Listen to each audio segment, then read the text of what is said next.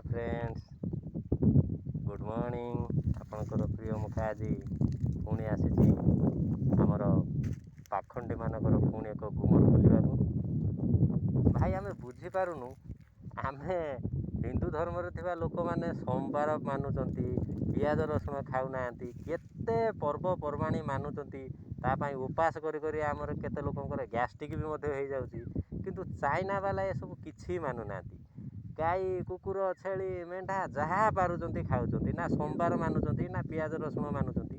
तथापि सेमाने कौन पाई आम ठारू एते ज्ञानी आउ आम ठारू बेसी वर्ष भी बंचुंट। अरे जेतिकी प्रोडक्ट देख सबू चाइना वालांकर। आमे जदि एते पुण्य काम कर आमे ज्ञानी हवा कथा। प्रत्येक जिनस आमे तैयारी करिया कथा। मोबाइल कतरू आरंभ करी मोटरसाइकेल कतरू आरंभ करी सबू आमे तैयारी करिया कथा।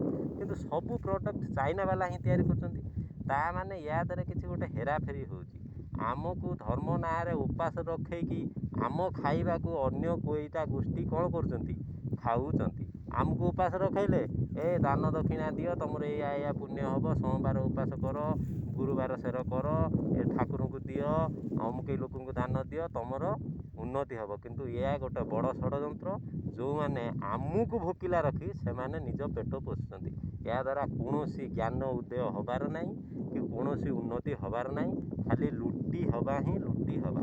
तेणुक चोर बदमाश ठकों ठारू दूरे रुहतु। अंधविश्वास आ पाखंड को आम भारत विदा करूँ।